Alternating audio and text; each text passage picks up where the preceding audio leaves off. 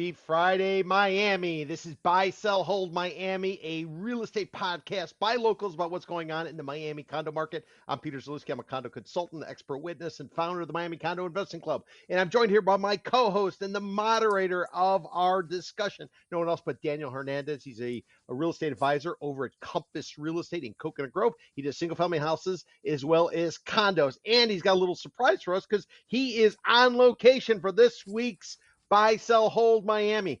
Daniel, how's it going? Tell us all about it. Uh, it's really late here.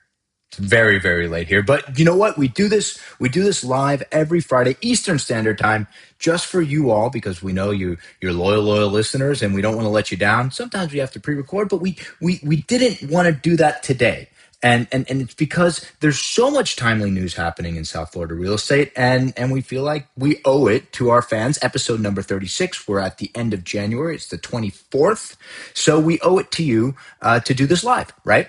And if you're just joining us for the first time, everybody, this is Buy, Sell, Hold Miami, South Florida real estate talk show. So if you look at the bottom of your screen, right under Peter there, you're going to see 5 topics. And Peter and I toss these stories around every Monday, Tuesday, Wednesday, Thursday. We're getting a little close to the live show. And so we got to settle on these 5 topics. And we're going to talk about them for about 7-10 minutes each. We got you for an hour. And at the end of each topic, we're either going to buy, we're going to sell, or we're going to hold because, we don't know. We're adults and we can agree, we can disagree.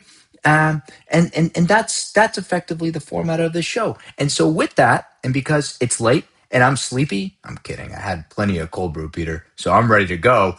But I want to jump into it because our boy Ken Billions is in the news again because apparently there was some miscommunication or somebody misreported something.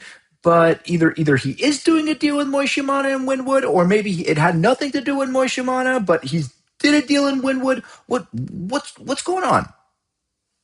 All right. So let me set the scene. So there's this guy called Moishi Mana. He made his money in the fruit business. He used to sell fruit out of the back of his car. He was able to rise up, and he became a dominant force probably in the Miami area. I'd say, I don't know, 15 years ago or so. And what he did is he was able to acquire basically in 2 locations. One was in this Wynwood area, which at the time when he started buying was basically a shithole. It was a no-go place. It was effectively where the chop shops were for cars. You drive around there at night back in the day. You saw guys working on cars. There was nobody around you. It was a little sketchy. Right. And the other place where he went all in is Flagler Street in Greater Downtown Miami. And if you remember, a few weeks back, we were talking about Flagler Street, this renovation that was Right, underway right, to right. fill in all these office buildings. And it was still under construction. It was still under construction all these years later to go about 5 entire blocks. And the reason we discussed it back then, Daniel, is that Moishi Mana went on a podcast with the South Florida Business Journal and spoke with Brian Bandel and was bitching and moaning about how long permitting was taking and how long the Flagler Street renovation was going on. So fast forward to where we are in Mr. Billions, who's Ken Griffin, the guy who from Citadel, the one who's supposed to put up an office tower, talked about it over and over and over, still hasn't done it. Supposedly, Ken Billions has taken a shot at Moishi Mana's dirt. So the question is this a capital call? Is Moishi Mana running out of cash? And as a result of that, he's got to dump off his Wynwood holdings in order to shore up what's going on in Flagler Street, which thus far has been, I would say, a disaster because he's got nobody in any of these spaces, and he owns most of the buildings on Flagler between Biscayne Boulevard going all the way to the Miami River. So you're saying that there is some justification for these rumors. Am Well, I hearing that correct? if you listen to the podcast with Brian Badell, Moishimana was complaining, saying the city's jamming him up. He wants to do all this type of stuff. This 5-block renovation, which started off somewhere in the ballpark of $16 million, and then skyrocketed north of $30 million for They've 5 blocks. whoa, Daniel. they've opened 2 blocks though. Well, yeah, well, of course. So I guess they're 40% done. Daniel, and all Hey, they're doing is they're putting down cobblestone on the street. They're making the curbs flush. You know how when you walk on the street into the curb, you step up. They're making it flush, yeah, and it's they're putting very up paved areas. fashionable these days in urban planning. Yeah, so they can do like a farmer's market, or they can do an event, and they can put in poles and stop anybody from trying to drive down and mow down people. As part of an anti-terrorism type of situation. They're not doing a lot, and Moishi's been sitting there, and he's put in all this cash. He's going forward with all these different situations because remember, his goal was to create a technology and a design in terms of fashion design hub here in Miami, so it could be the gateway of Latin America for tech as well as the design, the fashion design. Problem is, we are now anti-trade. We are now tariff to the hilt. And I'm not necessarily sure if people from abroad are necessarily welcome here, given the fact we got a place called Alligator Alcatraz, which is a pop-up detention center. So these are the issues Moishi's up against. I don't know why Ken Billion suddenly would want to buy land in Wynwood. The only thing I can think of is all the deals he's bought thus far have pretty much been, Well, he's eh. hedging Brickell, right? Yeah, well, you figure if you blend it, eventually you're going to get a winner because all the other ones have been dogs for the most part. Well, I mean, if he wants to become an office slumlord here in Miami, he's going to put his $2.5 billion Class A super duper office tower right there on the water. Then you gotta build the slum. Not to say that it's look, it's a nice building. He and I don't want to get confused with anybody. The rumor is that he's buying that Moishe Mana Convention Center where everybody's gone to a concert Well, there over the last 15 years. hold on. More than not a rumor. This is reported by the real deal. So, Mr. Mana and Mr. No, no, Billions, no, if you no, guys got a no. problem, call up the real Wait, deal. the real deal reported it? I thought it was World Red Eye and they misspoke about it. No, Real Deal's got a piece. It came out. The headline is Ken Griffin, who we call Ken Billions. One of us made a mistake early on. We called him Ken Billions instead of Ken Griffin. Now we call I him think it Ken was Billions you. or KB. So the headline is Ken Griffin, comma Mana, which is Moishi Mana, the guy who used to sell fruit.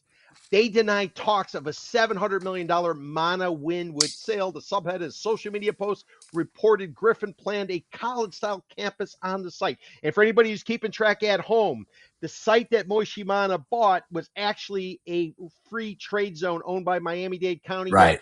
guess what? It went tits up, as they say in Tampa. It was a Wait, so failure. They had to dump it, and ultimately Moishi took it down at a song.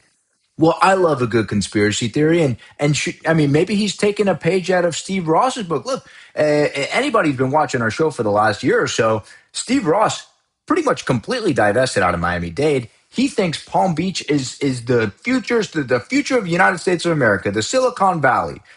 Oh, The right. Wall Street So South. Wall The Street of the South, Wall right? Street So South. he's got supposedly Vanderbilt, the Ivy League of the South college university up in Nashville, Tennessee, is building a big $500 million campus in Palm Beach.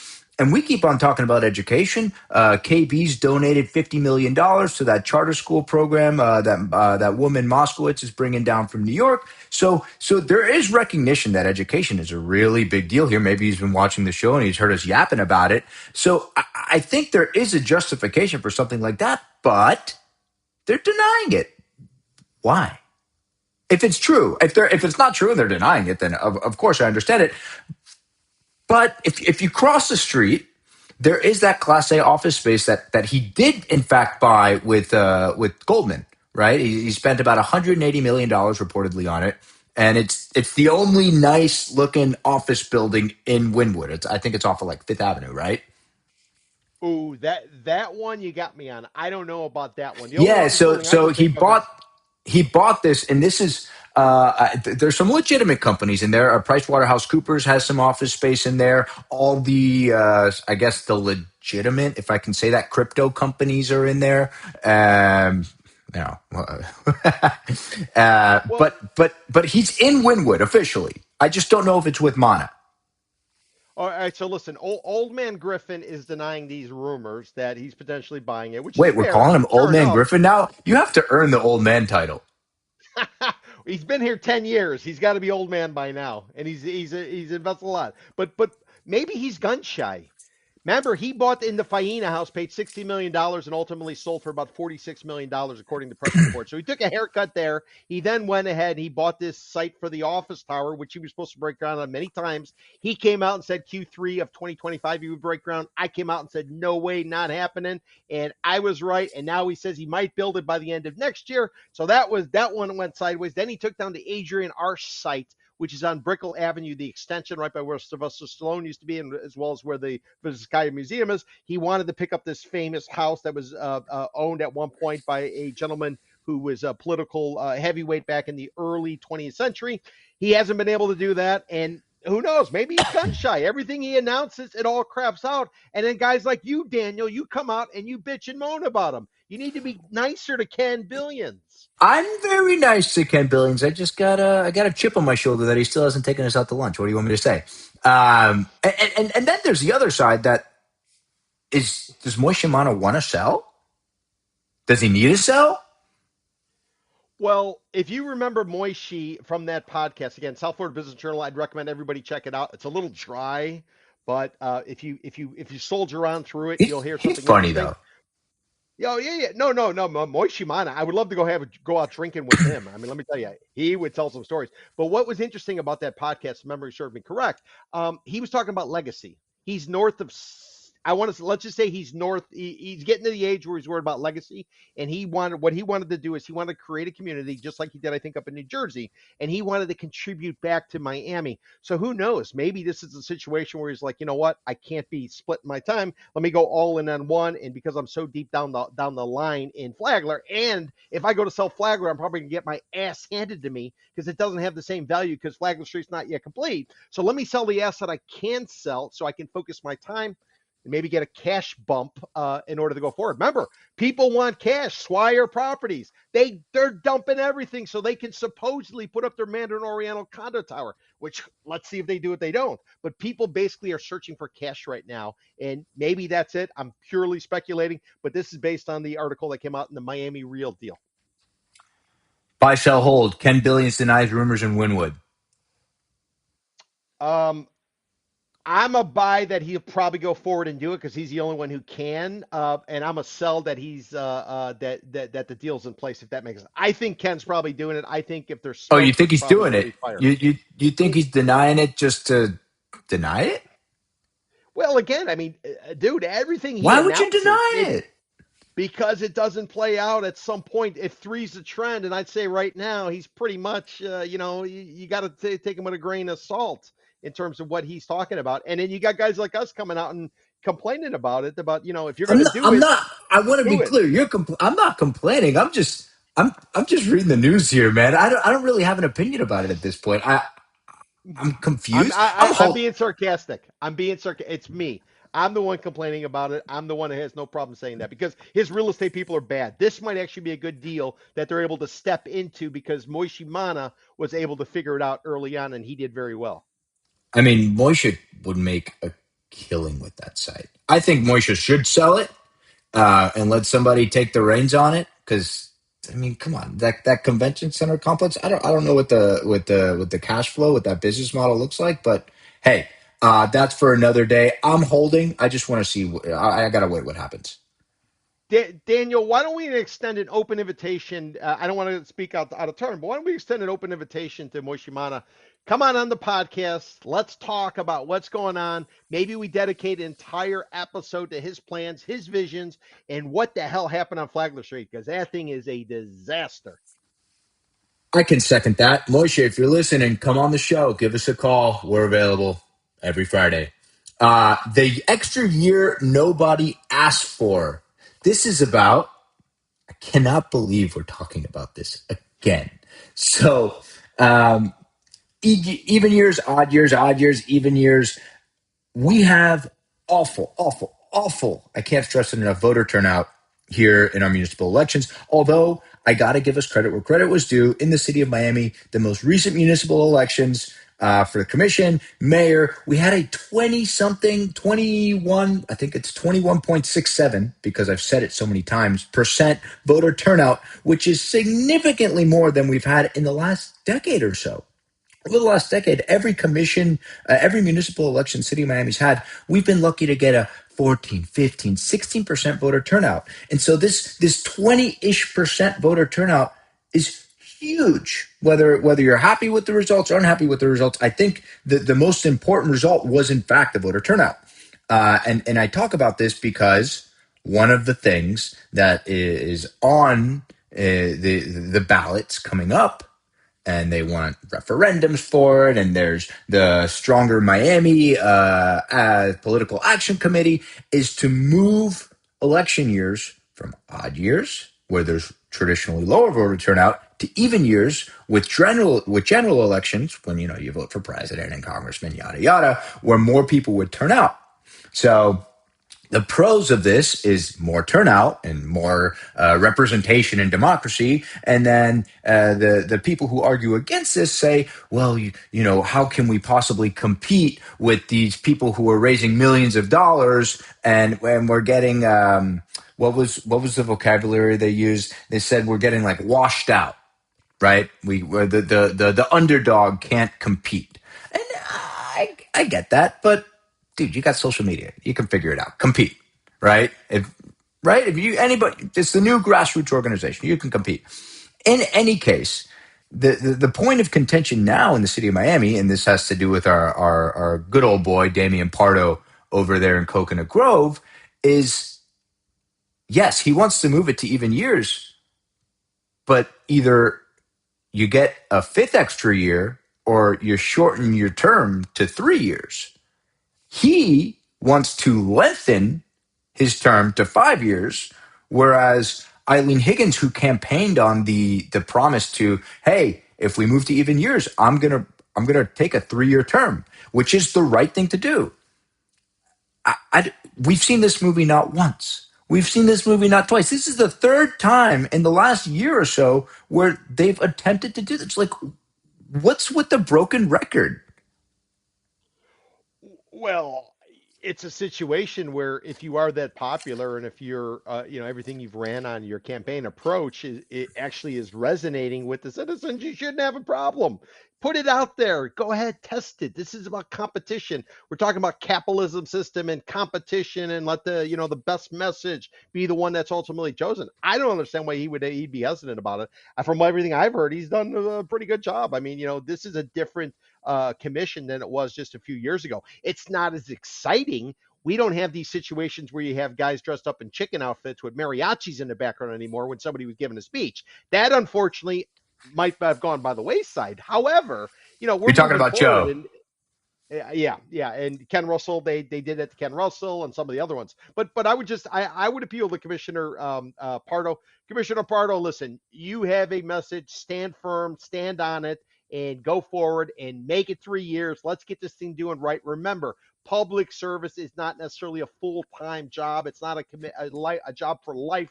This is an opportunity to go in there, make your changes. You don't have to stick around too long. Remember, it's always better to leave a party too early than too late. Do not get this idea that you're going to be stuck there in a cornerstone of the Miami Commission for the next 20, 30 years. So I say shorten it, go forward, put your message out there, and let's see what the public has to say about it, the voters who actually do show up.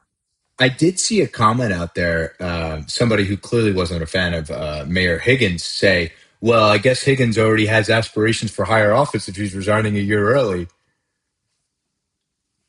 I'm just saying. I like Higgins. I think she's going to do great. But I just thought I would point that out. The other I guess what's the word I'm looking for? Effort by the Stronger Miami Political Action Committee that's trying to move to even years. And I need to point out that that's aside from the Pardo efforts, because the Pardo effort wants to get an extra year to get to the even years. The Stronger Miami wants that to happen ASAP. But another thing that they want to have happen is that they want to up the city commission seats to 9, which I think is very Oh, interesting. that's really interesting. I And wonder and how they would break that out. Like what neighborhoods would well, suddenly. well, they would have to redraw the lines, but a city like listen, Miami wants to be a global city. Big cities a lot across the country, a lot of them have Atlanta. I mean, you want to be administered like a big city, then well, you have to have more seats. We have different representation. We have different neighborhoods. I think that would be a good thing. Yeah, I would be all for it. I'm more so about having the constituents represented. I'm not for the gerrymandering to try to eliminate people's voices. I'd rather have the best ideas get thrown out there. Listen, we tried it the old way with 5 seats or whatever it is right now in City Miami. Give it a shot. Roll the dice. Check it out. Let's see if we can have more people involved in the process. And if they are, who knows, Daniel? Maybe more people show up and vote because now they feel as if they're being heard and they're not getting gerrymandered out. Is anybody giving away chickens and turkeys on Cayocho anymore, though? They do at the Cayocha Festival. If you go to the Cayocha Festival, you get plenty of stuff. You get plenty of stuff, and I'm looking forward to that. And by the way, there's a whole movement, Daniel, we're going to have to look into on South Florida Roundup today. They talked about this movement to try to go back to a plan from 10 years ago to reduce the number of lanes on Cayocha or on 8th Street, taking it from 3 right now, which is like a highway, No, and no, reducing no, it no, down to no, no, no, 2 no, for no, no. I don't pedestrians. like that. So, I but take but Cayocho to Brickell every day, and there's plenty of traffic as enough as there is with the double parking. No, no, no, no, no, no, no. It's got to stay. I am not a fan of this. But that's not the buy, sell, hold on this. The extra year that nobody asked for. Are you buying Pardo's plan? no, sell, pound the table, no, sell. I'm selling it too. I'm selling it too. End of the road for the addition. I meant to put a question mark at the end of that because we're going to have to buy, sell, hold on that. If you've been watching the show, you probably know what we're talking about. If you haven't, maybe you put a deposit down at the Edition Residences in Edgewater. I hope you didn't because will you be having to wait indefinitely for that? Since 2022, Two Roads Development has been selling um, condos for the Edition Residences. It was supposed to be completed in 2026. Peter, what year is it? We are in 2026, and I think it's the year of the horse if you pay attention to the Chinese calendar. So a few years back, just to give people a little bit of context, a few years back, Two Roads Development goes into 21 Biscayne, 1964 construction. I mean, I don't want to be mean, but the building had clearly seen its better days. They identified it as a condo termination building, aptly so.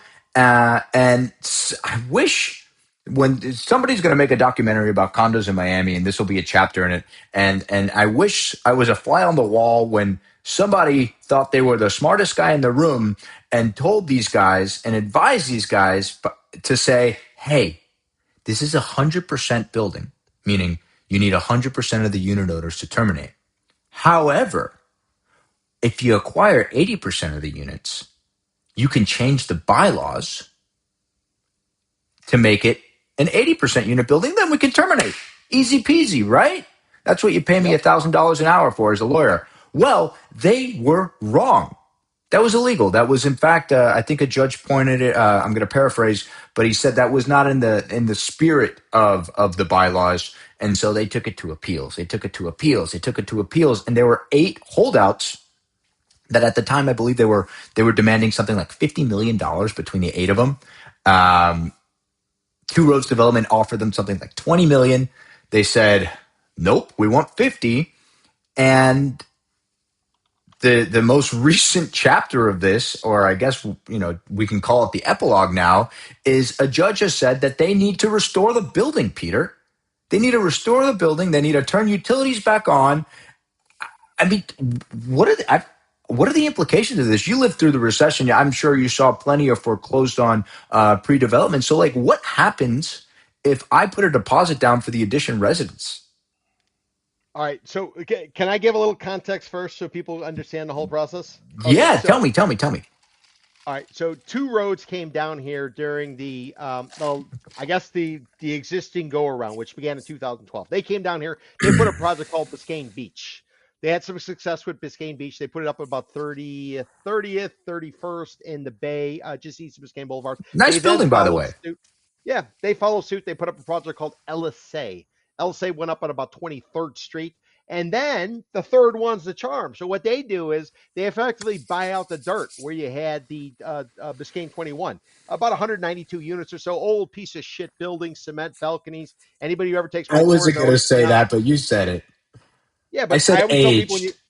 Yeah, well, when you look at a building, look at the balconies. If they're cement or rail and they're a condo, they need to have plenty of work done, or they are facing significant special assessments because they don't necessarily have the curb appeal and everything else. So these guys go all in. They bring in the brand. We're all into the branding mood. Oh, the brand, the brand, the brand. They bring in the Addition, which was a condo project that was started over in Miami Beach, just south of Faena House. Remember Alan Faena? He's now on the river now because that project didn't go very well, but that's a different story.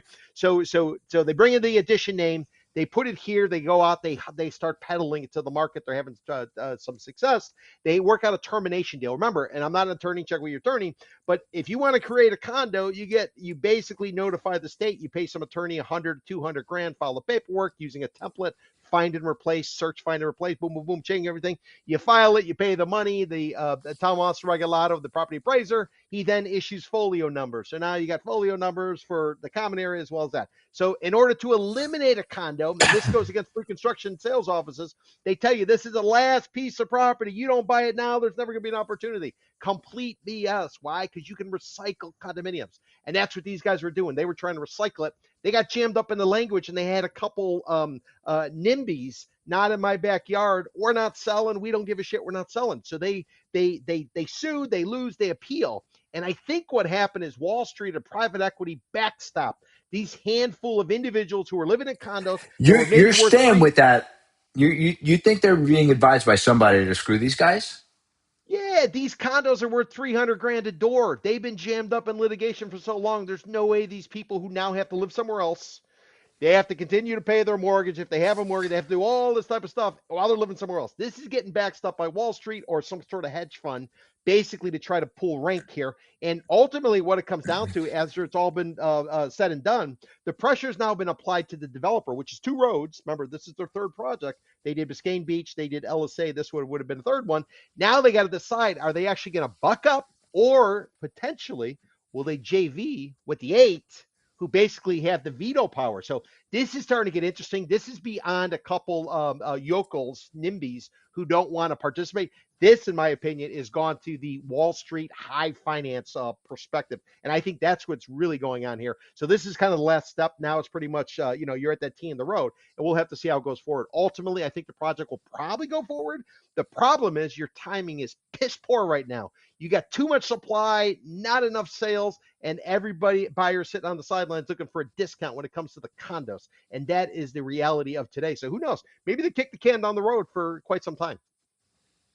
So I just a quote from the holdout's attorney, and ultimate goal is that we get our clients back to their homes because that's what they want. They want their homes. They don't want the money, Peter. It's not about the money.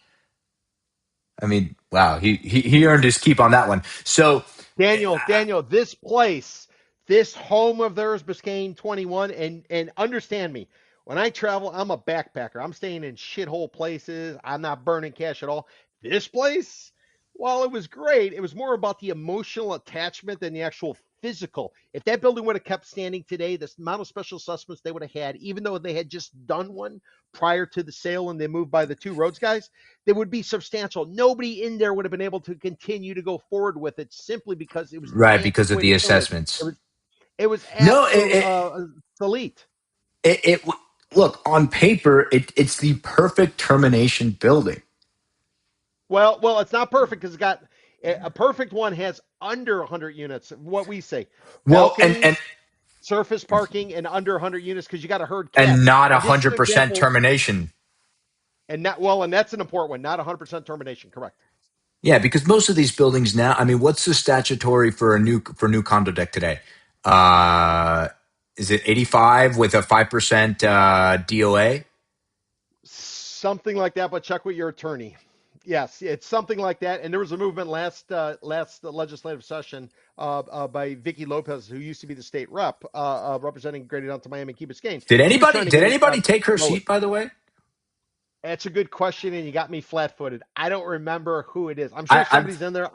I'm flat-footed. I do not know who the replacement is. Whoever they are, they're definitely soft-spoken, and they're not out there spreading the gospel of condos. somebody's got to pick up that slack because she was very, very, very, very vocal. Um, End of the road for the edition.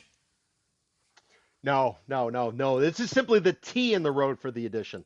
Now we find out about a new partner who's going to be involved with this, and maybe it doesn't go as quickly, but that's what I think goes for how it goes forward. So you buying? Are you holding? Uh, I would be a buy at the right price. I would probably be a buy in it because the guys from Two Roads, remember, this is a third project. I always say you need three projects under your belt to have battle scars to understand how to navigate it. This would be a significant one. They are so deep into it to pull the ripcord now would almost be like the fifth Beatle. Well, I'm going to say buy just because of our next topic. Gentleman over at Crescent Heights, that's our boy Russell Galbit, doubles down in Edgewater. And we've talked about Russell Galbit a lot on this show because I know you've worked with him in the past. He did that 5 park condominium building with David Martin, David, Tara. who's doing everything.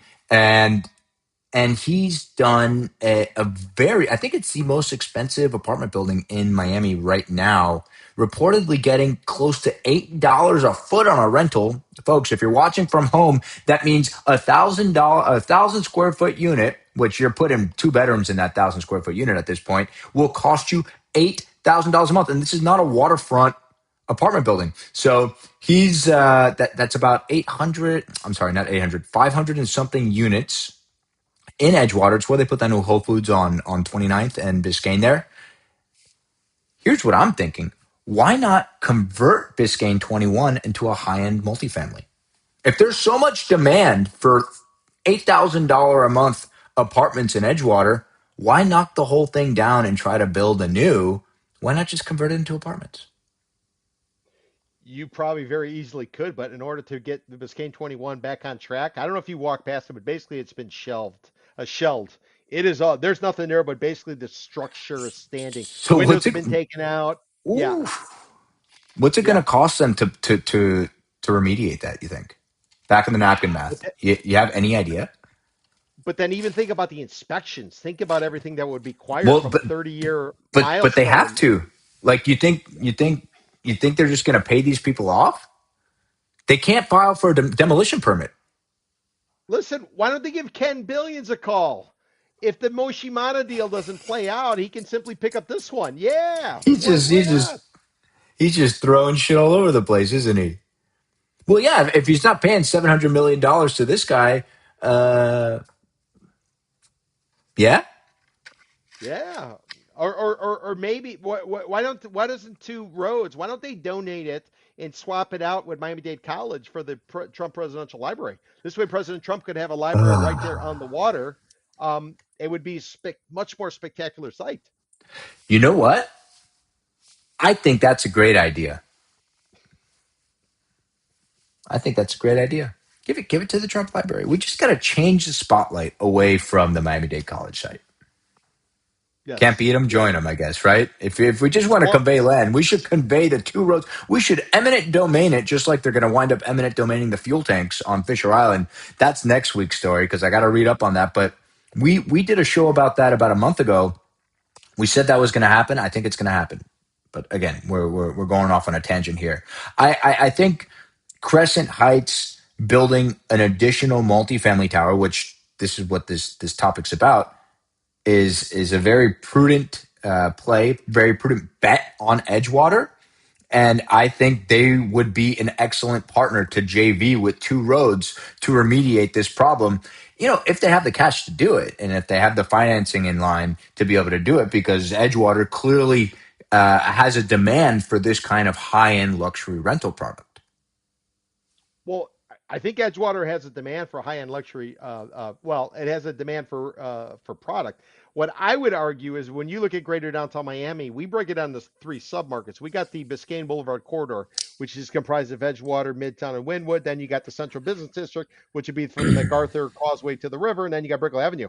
I would argue where this property is located, which is right off 29th and Biscayne Boulevard, just west of it, this is where the admin assistants would live if you were a law firm. If you picture this as a law firm, this is where your admin people are living. Your up and coming partner is going to be in that central business district between the MacArthur and the river, and then your managing partners living all the way south on Brickell. So luxury, yeah, Yeah, maybe but Peter, location's probably a times C have changed. minus. The admin's living in Homestead or maybe Little River once they build all that stuff in a few years. They ain't living in Surfside anymore. Surfside's no longer the working man's community. But you So, don't so aspire.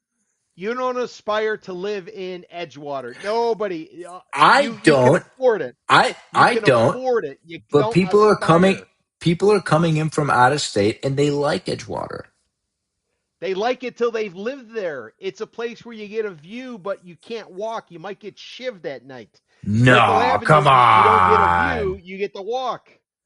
Dude, I used to walk that area all the time. That's why I always carried mace with me, And okay? Edgewater's about to get they got they got the resiliency trust passed. I heard. So it's it won't be flooded anymore. At least Listen, I love Edgewater. $35,000 a door. They're going to have to contribute to this resiliency trust per unit. So I wonder if Two Roads has to start over with the addition. Will they have to add $35,000 a door? Who I have no idea where this thing is going. The only thing I do know though is this is not the time you want to come to market and be selling pre-construction stuff unless you're somebody like Ugo who's supposedly doing deals. That's all I would tell you. Did you hear?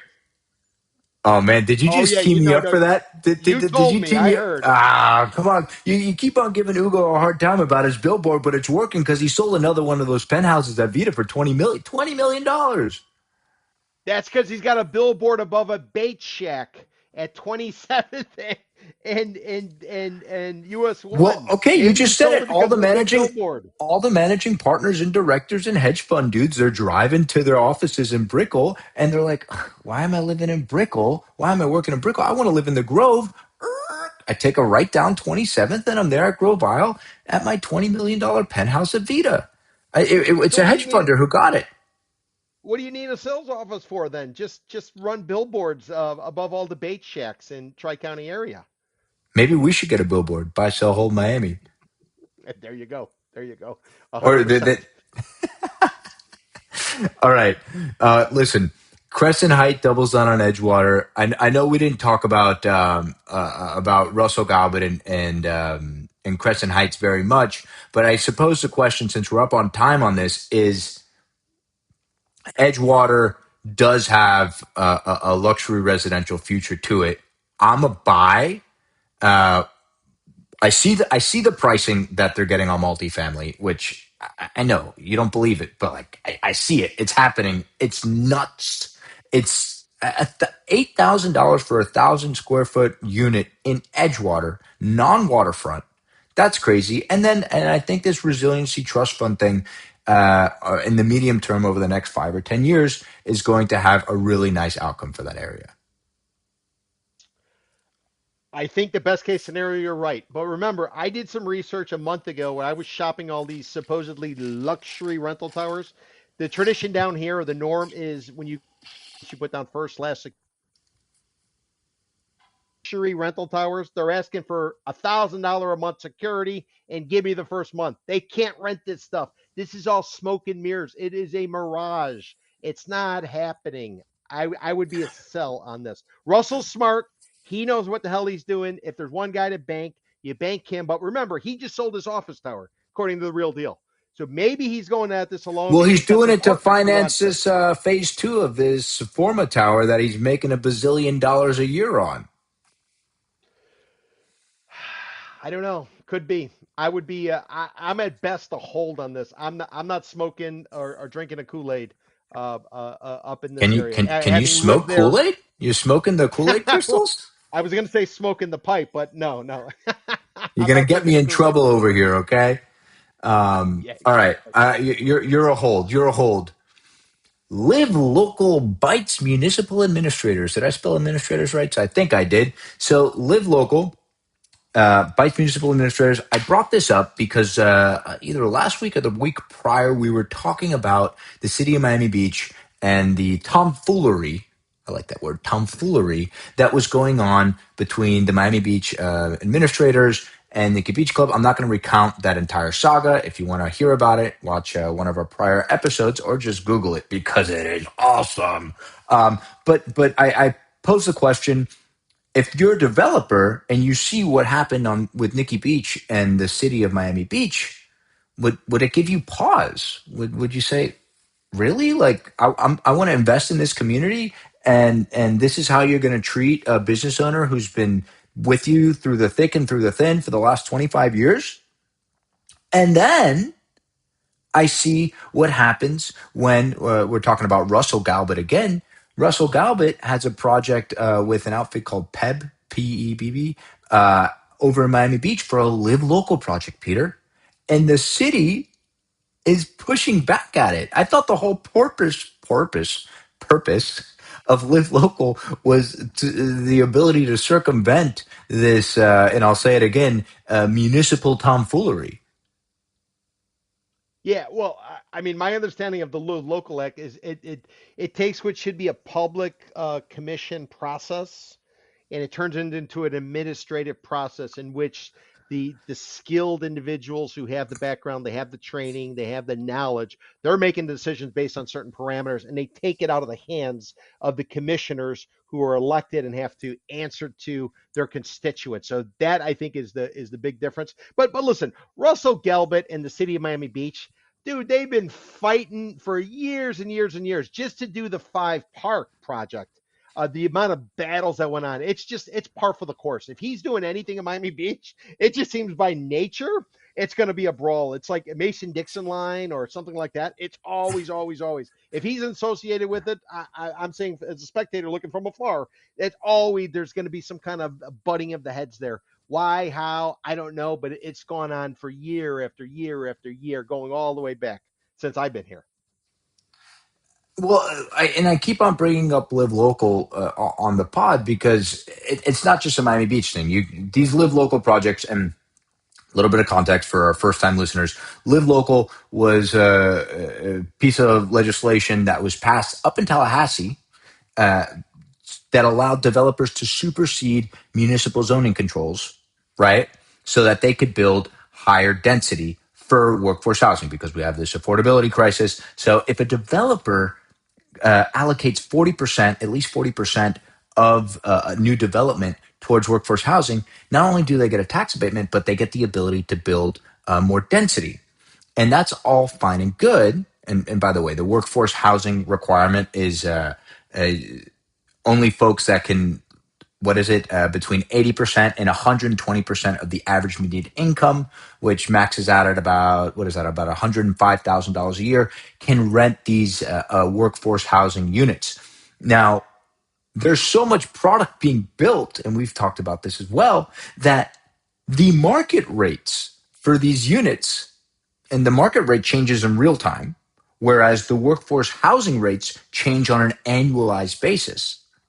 So whenever the workforce housing rate, whenever these AMI numbers, average median income numbers, are set on an annual basis, let's call it January, well, they need to wait 11 months to reset those numbers, whereas the market rate fluctuates on a day-to-day basis. So right now, Peter, in a lot of these live local proposed projects, the market units are actually cheaper than the workforce housing units because there's so much product. And that's Bananas. what always happens. This is what always happens. The market takes over. By the time the government can put something in place to kind of make it happen, guess what? The market takes over. The market is never wrong. The market's always right. And always bet the market. Don't bet the government and their ability to do things. Now, what the government ought to do is obviously provide the incentives, and maybe Live Local is a way to provide an incentive. But the timing wise, real estate's not real time. It's always going to be delayed. It's always going to be staggered. It takes 3 to 5 years to put up one of these projects. So you kind of have to time it. And if you don't believe in the timing, take a look at two roads. They thought they timed it right with the addition, and now they're on the wrong side of the trade. And then you got to decide what are we going to do. So I guess what I would say, just in terms of kind of where we're going, you're going to see some sort of reduction in rents. How do I know that? I shopped a bunch of different buildings. I'm telling you, they want first month of rent and they want $1,000 move in security. That's it. This is not a very strong market, and ultimately the market will catch up. Now, it's one thing to get these properties entitled. You get it entitled, you go through the administrative part. Now, what you do if you've added value to the dirt, and if the market goes sideways, you're simply dumping that dirt to somebody else. That might actually be the play. Let's first all get it entitled for the live local. Let's sort of pierce the veil, and then once we have that, now we got something that's marketable. Now you got some way to sort of get out. But whether or not they're going to go forward and build this stuff at where we are in the marketplace, I would be very hesitant to. I would take the opposite side of that trade. So, according to the Real Deal, Miami's approved 61 live local projects. Miami Beach has approved one. It's not because they're Yeah, not sending in the applications. I mean, so what happened? Who's up in Tallahassee who's going to crack the whip on these municipalities if they don't comply? my Miami Where's Vicky Beach's Lopez? yeah, my Miami Beach's value proposition is quality of life. City of Miami value proposition is high density. I Everybody understand, can but play here. Yeah, it's not up to the municipality. That's the whole point of live local. but again, it's yeah, you're right. No, you're 100% right. This seems to fly in the face of everything that Tallahassee had thought that they had put in place. Well, who knows? The legislative session's going on right now. I'm sure they're going to be tinkering with Live Local. They seem to do that every single year because I'm sure everybody's got a little bit of cash to donate to one of these politicians that's up in Tallahassee for a month or 45 days or as long as it is. I'm sure you'll get something out there. There's been They so much work that's for a come out full thus far. 45 days? Well, I think they're in Tallahassee for about 45 days. Wow, that's good work if you can get it. Yeah, but then you have to come down here and show up at town halls and hear all kind of grief from people who are bitching and moaning about live local and about affordability and everything else. All right. So, live local. Oh, wow. I totally messed up the grammar on that. I'm sorry. I live local is Bytes municipal administrators. That's what the rundown says. I'm sorry. I'm sorry. Live local Bytes municipal administrators. I was supposed to nix out the is. Buy, sell, hold, Peter. Um, I think I'm a hold. You're a hold. Yeah, Explain I think yourself. I think I'm a hold in that it's going from theory or hypothesis. It's going from classroom, being in the classroom. Those who can't teach and suddenly you're putting it in the field. You're being for now it's actually the rubber meeting the road, if I could use another cliche. Now it's actually happening. So before they were kicking it around, it was a concept. Now they're actually proceeding to that point, and they're figuring out what's going to work, what's not going to work, where's the groove, where's the momentum, which city's going to try to jam you up, which one is going to welcome it. And I think I would simply be a hold there because I think it doesn't. I'll put it this way: it's a plane that's taken off and it's trying to reach cruising altitude. And I don't think they've been able to stabilize yet and turn off the seatbelts, from my perspective, That's a good analogy. I like because that analogy. yeah, But because they're figuring it out. Everybody. I understand that, but I'll push back on this. What makes Miami Beach so freaking special? Well, they are quality of life first and foremost. I They understand that that's what they say, but there's a law, and we made the law, and I'm a developer, and I'm going to bring my negotiating act. It's been described as bringing a gun to the negotiating table with these municipalities. Tallahassee says I can do it. I can do it. Or what? I'm going to sue the city, which is effectively suing the taxpayer to push this through. I mean, the taxpayer, the constituents are ultimately the ones who are going to lose here, unless they amend Live Local to give the cities some leverage, I suppose. Listen, it's been, I got here in 93, and since then, you had the Thomas Kramers of the world, and I'm going way back in the day, who wanted to do Ooh. stuff south of Fifth. He wanted to make like a Venice with canals and stuff. You had the Museo Ataidi, the guy who put up the blue and the green diamond just north of the Fountain Blue, that triggered this idea. Now, if you want to go over a certain height, you got to put it to a public vote, which is what jammed Russell Gelbit up with the Five Park with David Martin in Terra. So I'm just saying the city of Miami Beach, in my 30 something years here, they've always fought every single step of the way because I would argue they got a bunch of fat cats. They got a bunch of wealthy individuals who are very They got intelligent, even have the more right now. professional services. Yeah. And what they're willing to do is they're willing to fight tooth, for inch after inch after inch. So it seems like everything is difficult there. What I'd be interested in is a live local in the Gables. That would be the yang to this ying. If the Gables jams it up and Miami Beach is jamming it up, then I think you might have some flaws in the ultimate legislation as is. So maybe this is a test case. But the city of Miami, they want it because they need the cash flow. Yeah, but the city of Miami would lose the cash flow with Live Local, wouldn't they? Well, but now you're putting up more. So just from a taxable perspective, Oh, so from so from your you mean like from an overall volume perspective, but with Live yep. Local with these tax abatements that they'd be getting for this higher density, the city of Miami is in fact losing money from their coffers, right? Because it's my But understanding that if every unit that you make that rents for uh that every tenant that you have that makes less than 80% AMI, that is 100% tax abatement. I was looking at it not factoring in tax abatement. I was looking at it simply from the valuation of the property and 2% property tax with a third going to the city, a third going to the Oh, county, so a third you're going to the talking state. about like entitlement. Property tax aspect. Yep. Yep. Strictly Okay. that. All right. All right. All right. So I see gross. that. Gross. Yep. Okay, but so Live Local bites municipal administrators, not is bites at municipal administrators. You're a hold on it. You're waiting. Yeah, I'm a hold. It's kind of like a baby, sort of, and not biting all the way down, sort of gumming it right now. Um, I'm buying it. I think Live Local should be biting the municipal administrators. I think municipal administrators are not administrating well. And I think they need to get bit in the butt a little bit. Um, I do think that Tallahassee needs to sort of figure its stuff out, right? That the toddler analogy was good. I think Live Local needs to become.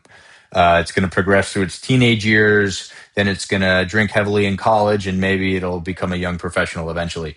Um, And live in the CBD and not in Edgewater.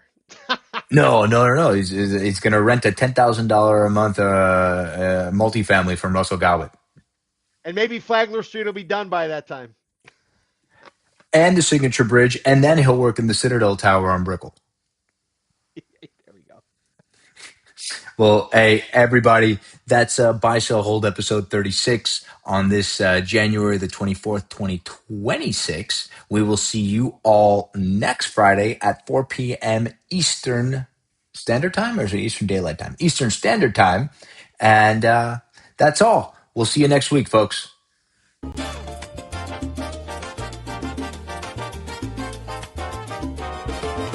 Oye, Miami, the